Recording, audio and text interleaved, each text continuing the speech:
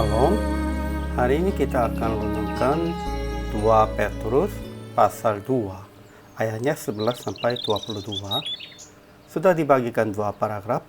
Paragraf yang pertama ayat 11 sampai 16. Nabi-nabi palsu sama dengan hewan yang tidak berakal, sama dengan binatang yang hanya dilahirkan untuk ditangkap dan dimusnahkan.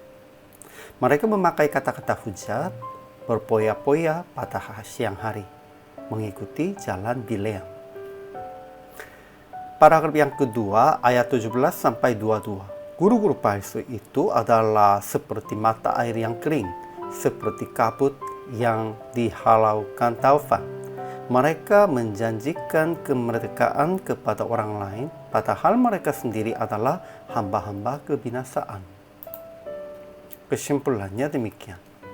Nabi-nabi palsu sama dengan hewan yang tidak berakal, menghujat apa yang tidak mereka ketahui, sehingga oleh perbuatan mereka yang jahat, mereka sendiri akan dibinasakan seperti binatang liar. Sebenarnya mereka telah mengalami kuasa Roh dan sudah tahu kasih Tuhan. Jadi Petrus membandingkan mereka dengan Nabi Bileam, anak Beor. Dia sedang melihat keajaiban Tuhan. Keledai yang dia tunggangi itu memperingatkan dengan kata manusia. Dan ketika ia mengutuk umat Israel, namun akhirnya dia memberkati Israel karena kekuatan Tuhan.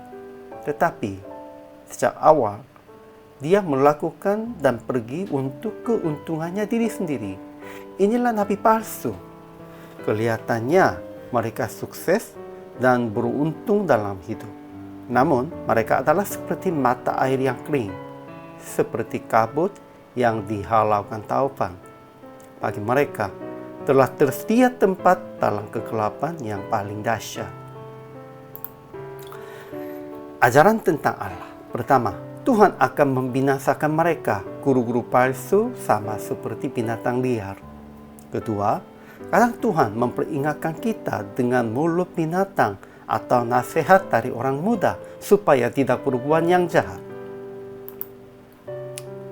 Ajaran bagi kita. Pertama, nabi-nabi palsu menghujat apa yang tidak mereka ketahui.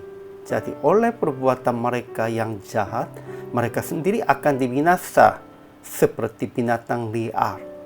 Mereka adalah kotoran dan noda dan mengikuti jalan Bileam. Kedua, mereka adalah seperti mata air yang kering, seperti kabut yang dihalaukan taufan. Ketiga, ada orang-orang yang mengenal akan Tuhan dan Juru Selamat kita, Yesus Kristus, telah melepaskan diri dari kecemaran-kecemaran dunia, tetapi terlibat lagi di dalamnya. Maka akhirnya keadaan mereka lebih buruk daripada yang semula.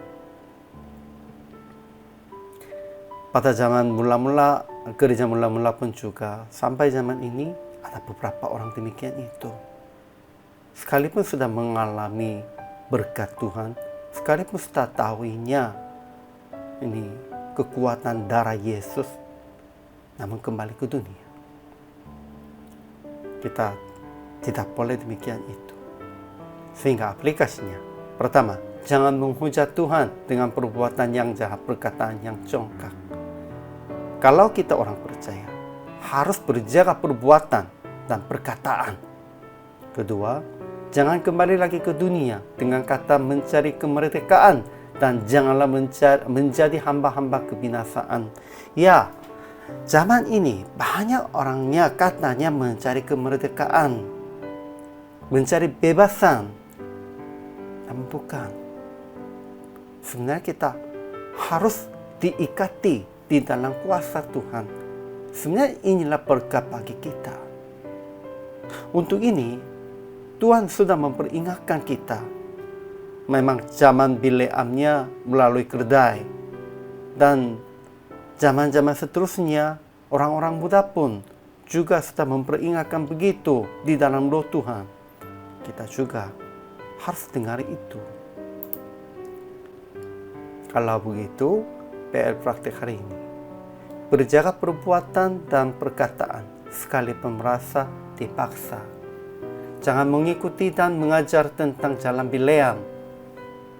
Jauhilah pencobaan tentang sukses, membuaskan hawa nafsu. Kita harus jadi puas hanya dalam anugerahnya Tuhan.